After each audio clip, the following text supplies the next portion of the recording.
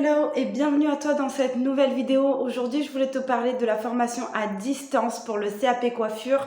J'en avais rapidement parlé dans ma dernière vidéo. Mais voilà, aujourd'hui, je voulais vous faire un retour parce que voilà, ça fait bientôt 1 mois et demi, 2 mois que je suis cette formation. Je voulais vous faire un petit retour pour vous expliquer un petit peu comment ça se passe.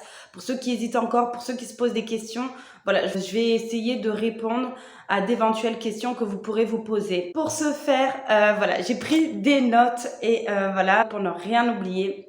Je vais essayer de faire au plus rapidement le possible et si vous avez des questions, n'hésitez pas à le mettre en commentaire.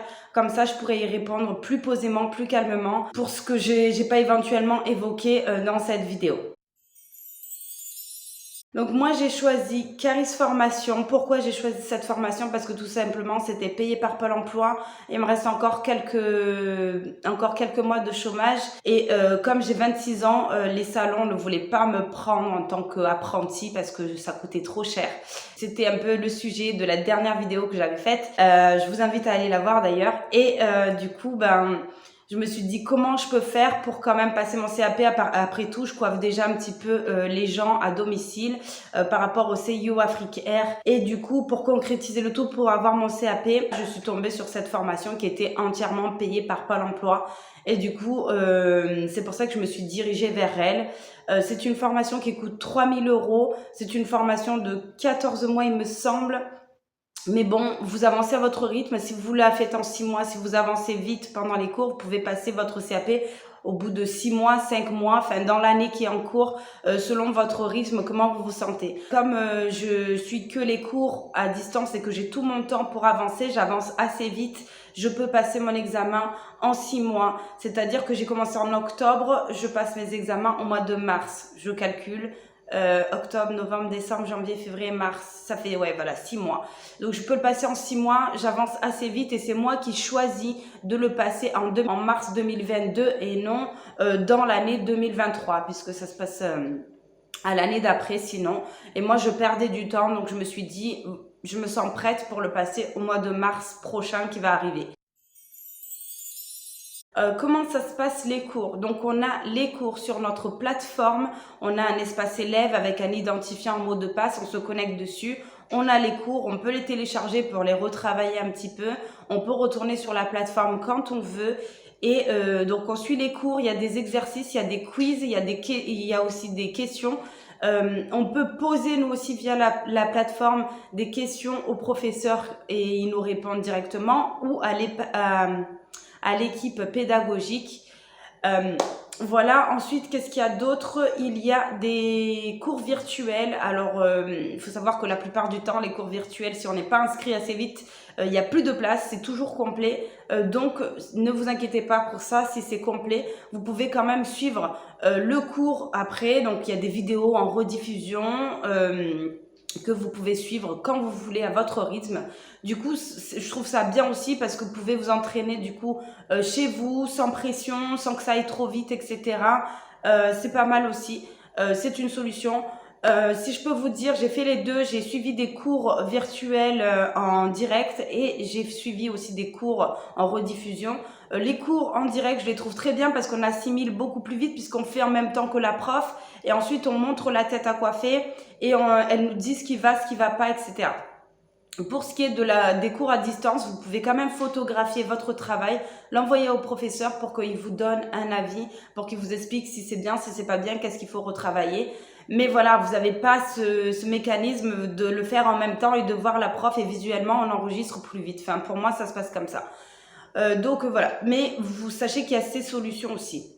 Vous avez aussi des devoirs en ligne, donc ça se passe, du coup, vous avez à la fin de votre cours, par exemple, je sais pas moi, biologie appliquée, à la fin du chapitre, vous avez le quiz et à la fin, il y a un devoir à rendre que vous envoyez en ligne via la plateforme.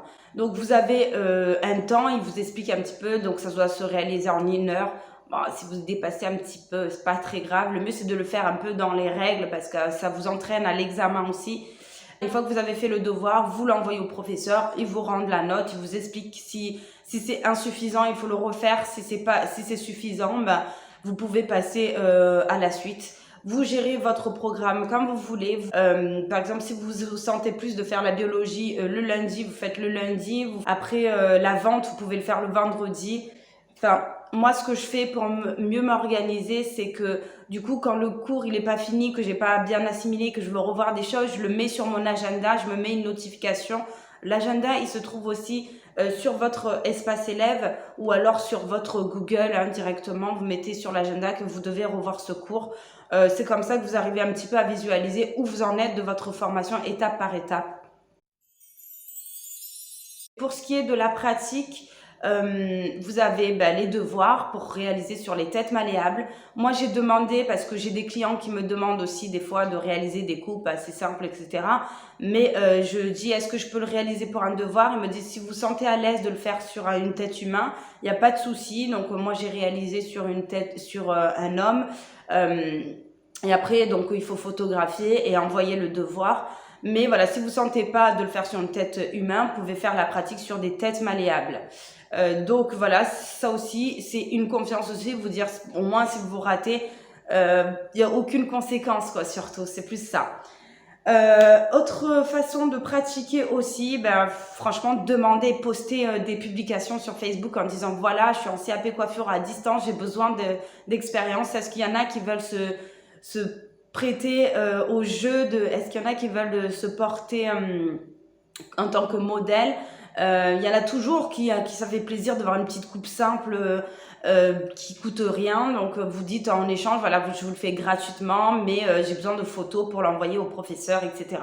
Eux, ils seront contents de vous rendre service, ils seront contents d'avoir leur coupe, et vous, ça vous aide à vous expérimenter et avoir, voilà, à acquérir de plus en plus de compétences. Donc moi, c'est ce que je fais la plupart du temps. Mais voilà, je dois avoir 3-4 devoirs où j'ai quand même fait sur des têtes malléables. Parce que voilà, des modèles, il n'y en a pas, voilà, ça court pas non plus toutes les rues. Il faut prendre du temps pour en avoir. Ça prend du temps pour que ça soit vu, pour prendre rendez-vous, pour se déplacer. Il faut avoir le véhicule pour. Donc voilà, de temps en temps, il se peut que vous soyez aussi à court de modèles. Et donc, il faut le réaliser sur vos têtes malléables. Autre façon de pratiquer aussi, il y a les stages. Donc, il est exigé d'avoir 12 semaines de stage en entreprise. Ce qui est bien quand même, c'est que vous pouvez faire le stage dans 2 entreprises différentes. Admettons, vous le faites d'abord chez un coloriste, ensuite chez un visagiste, ensuite chez un barbier. Vous pouvez varier votre stage dans 2 structures différentes. Et ça, c'est plutôt cool pour avoir plus d'expérience. Seulement, voilà, vous êtes au courant, le statut de stagiaire, en plus que vous, en 12 semaines, vous faites 6 semaines et 6 semaines d'un côté, vous ne serez pas rémunéré ni défrayé. Enfin, ça dépend de l'entreprise. Peut-être vous pouvez tomber sur une entreprise qui est gentille et qui vous défraie le frais de déplacement. Mais la plupart du temps, il faut s'attendre à ce que ce soit gratuit. Mais pour vous, ça fait de l'expérience. Et pour le coiffeur, ça montre aussi votre motivation et peut-être qu'il peut déboutir. Peut-être ça peut aboutir sur un contrat plus tard quand vous aurez validé votre CAP. Concernant le matériel, la formation, elle est payée. Pour moi, en tout cas, elle a été payée, mais en aucun cas, il contribue aux frais du matériel. Tout est à votre frais. Il faut savoir que voilà, il vous faut le matériel pour l'examen, le matériel des têtes malléables pour pouvoir coiffer. Il vous faut voilà plein de choses à voir. Le coiffeur, il a une tonne de matériel à se procurer. Ça, il faut s'y attendre. Maintenant, si vous êtes vraiment dans la motivation, n'hésitez pas à travailler à côté 2-3 mois juste pour mettre des sous de côté et vous payer votre matériel pour être prêt à avoir tout ce qu'il faut pour votre formation. Moi, mon avantage, c'est que je coiffais déjà un petit peu avant de commencer la formation, donc j'avais déjà quelques matériels et tout. Ensuite, j'achète beaucoup sur les plateformes, Place Market, etc., d'occasion, etc. Mais je commence un petit peu à avoir une belle collection de matériel. Je suis pas au bout et il m'en faut encore quelques trucs pour les examens, mais j'avance pas mal. Et au fur et à mesure, je vois que par exemple, si la cliente me demande quelque chose, d'un coup, je me dis « Ah, tiens, je n'ai pas le matériel, donc j'achète au fur et à mesure et je sais que ça va me servir pour le long terme. » Donc ça, c'est de l'investissement. Voilà. Pour ce qui est de la suite, comment ça va se passer? Déjà, je dois passer mon examen au mois de mars 2022, donc dans 6 mois. mes cours avancent plutôt bien. Je vous conseille du coup de vraiment cravacher pour les cours. Faites les cours en avance, faites des devoirs. Il vous conseille de faire un devoir par semaine. Mais moi, j'essaye d'en faire un peu plus parce que sachant que des fois, j'ai mes enfants et que je peux pas travailler pendant une semaine, je peux pas faire mes cours pendant une semaine. Du coup, ça me retarde et du coup, c'est bien d'avoir fait des devoirs à l'avance. Comme ça, vous êtes tranquille aussi parce que si vous cumulez le devoir, les stages, les cours, ça va être très compliqué pour vous, sachant qu'au mois de mars, il y a déjà l'examen. Donc, vous allez être vite à court et vous allez être très pris et vous allez faire les choses un peu bâclées. Donc, prenez le temps de bien calculer aussi votre façon, votre organisation. Ça, c'est très important. Concernant la suite, si j'ai mon examen au mois de mars, enfin ça commence au mois de mars, mais ça va s'étaler sur le temps jusqu'au mois d'avril-mai, je crois. Si j'ai mon examen, j'espère, je vais commencer à démarcher dans les entreprises pour faire mon BP parce que je veux continuer en BP, coiffure toujours.